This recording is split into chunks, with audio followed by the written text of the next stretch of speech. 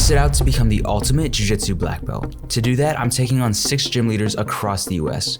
The third gym leader on our list is actually someone that I've ran into before, and he beat my ass.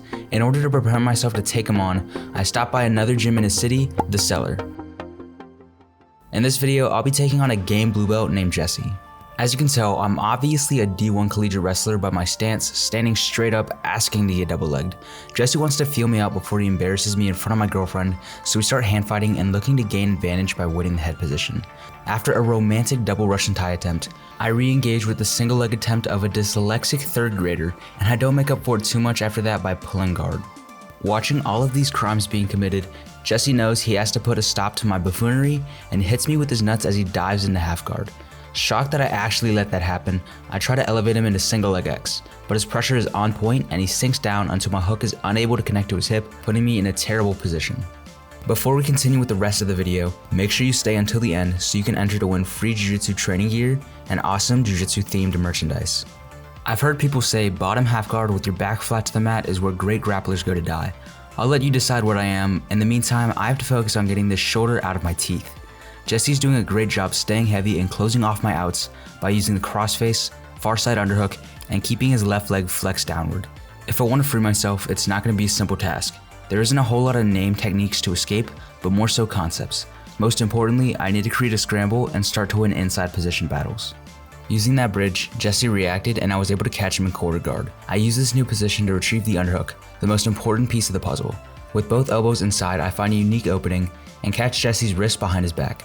Because of this, he backs off me to free himself, giving me the space I needed to recover my guard.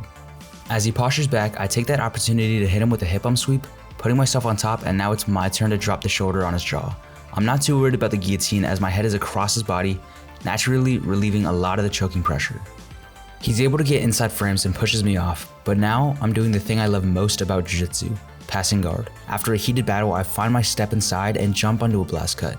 Jesse closes off the underhook, so I turn my arm into a wedge and use Gabriel's move to solidify myself into side control.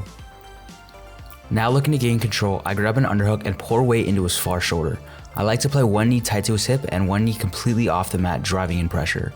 On top of that, I was also able to pocket his elbow above my hip line, allowing me to threaten the isolation of that arm as well as the one underhooked. Things get bad for Jesse as I further increase the isolation of his left arm by tucking my elbow in, but leave it to me to abandon an advantageous grip for no reason. Jesse hits me with a big bridge, nearly freeing himself from side control. Luckily I was able to hang on, but I'm now left with a serious problem, the buggy choke. After spending almost a whole 45 seconds in a fully locked buggy choke, I didn't slack on learning my defense and stacked Jesse on his head to counter the submission attempt. As he opens back up, I nearly collect an armbar, but Jesse does a good job at rolling right into Turtle, avoiding my submission attempt. Now in Turtle, it's essential that I keep weight on him. With all 160 pounds of pure blue belt muscle stacked on his back, surely there's no way he can escape. After my fantasy is over, Jesse easily Granby rolls, shrugging me off his back and re-guarding to a safe position. Jesse sits back up and I use this as an opportunity to catch my breath and regenerate some of my spazzy energy. As we slap and bump again, I dive in for another pass, but he almost catches me in a guillotine as I off-balance myself. Luckily, I retreat just in time and avoid the choke. Coming back in, I want to try to create angles to set up my attacks. As I sit to the side of him, I'm waiting for a specific reaction based off his attack. Either he realigns himself and plays it safe, or he grips my ankle and tries to enter into a guard. Milliseconds before he makes his grip, I 500 IQ knee slice right through his guard. I get peeled like a banana as Jesse rips my whole body weight off of him with a hamstring curl. Feeling disrespected but also slightly aroused, I go for it one last time as I jab in an underhook and stagger my leg down, using all my weight to drive into his hips and solidify my guard pass. Then, countering his counter, I switch my knee over his chest and move into mount as he clamps out on my foot in quarter guard. From here, I keep my chest on his face, driving a lot of weight into him, making him reach over, and now I use this as an opportunity to take his back and sink in a rear naked choke. On the way over, I shot my arm deep across his neck, and I'm able to solidify the choke and end the round. Don't forget to head to the description to try and win up to $100 of my favorite Jiu-Jitsu training gear. The rules are simple.